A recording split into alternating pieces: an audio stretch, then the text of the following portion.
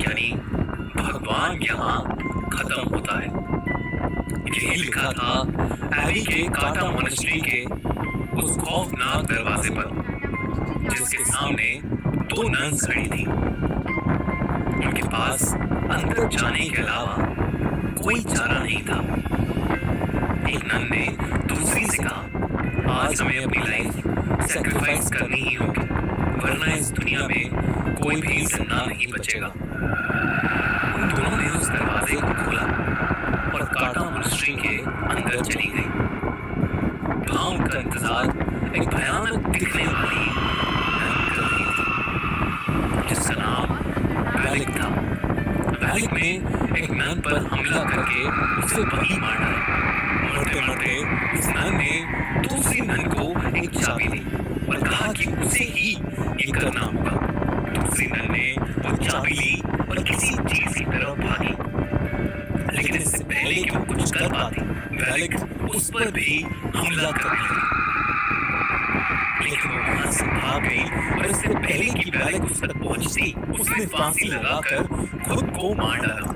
जब इन दोनों नन्स के मरने की खबर रोमानिया के महान प्रीस्ट के पास पहुंची, तो उसने इन सब बातों की तहकीकात करने की सोची और वो अपने साथ एरीन नाम की एक नन को लेकर एबी आ गए, जहां वो दोनों नन्स मारी गई थी।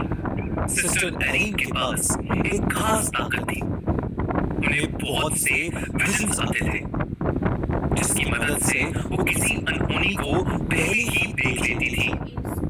वो कभी कभी आत्माओं को भी देख पाती थी और इसलिए उस प्रीस्ट ने सिस्टर एरीन को अपने साथ आने के लिए चुना था।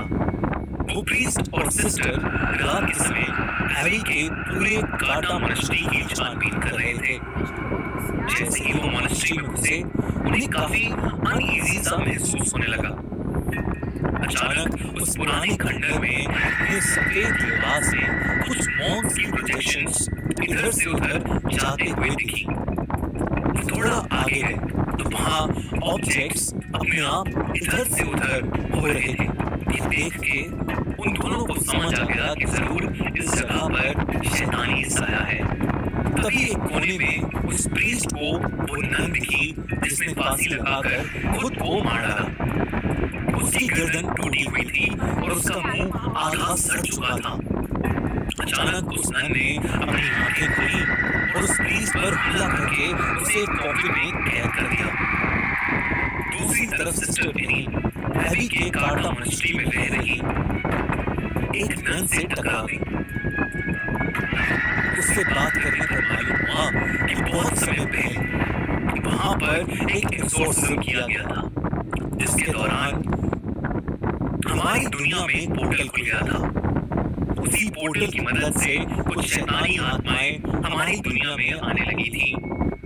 वैलिक नाम की शैतानी आत्मा भी उसी पोर्टल के जरिए इस दुनिया में आई थी। कहते हैं कि वैलिक बहुत ज्यादा खतरनाक है और जो कोई भी भगवान की पूजा करता है, वो उस इंसान को जिंदा नहीं छोड़ेगी। सिस्टर एरीन ने उस नन से पूछा कि वो किस तरह वैलिक को हरा सकते हैं। ऐसे में उस दूसरी नन ने कहा कि उसे सिर्फ जीसस क्राइस्ट के खून से मारा जा सकता है। उनका खून एक एंटीक रेलिक में बंद है और उस रेलिक को सिर्फ एक चाबी से खोला जा सकता है। उस नन ने बहुत डरते हुए सिस्टर एरीन को वो चाबी दे दी। सिस्टर एरीन ने जैसे ही वो चाबी अपने हाथ में ली, तभी उन्होंने कुछ नेगेटिव एनर्जी महसूस की। उन्हें घुटन होने लगी और उनकी आंखों के सामने एक कॉफिन का विजन आया। वो समझ गई कि प्रीस्ट किसी मुसीबत में है और वो उन्हें बचाने के लिए भागी। वो अपने विजन की हेल्प से उस कॉफिन तक पहुंच गई। उस कॉफिन के अंदर बहुत से सांप थे जो प्रीस्ट को अंदर से खींच रहे थे, लेकिन एरीन ने प्रीस्ट को किसी तरह बाहर निकाल ही दिया।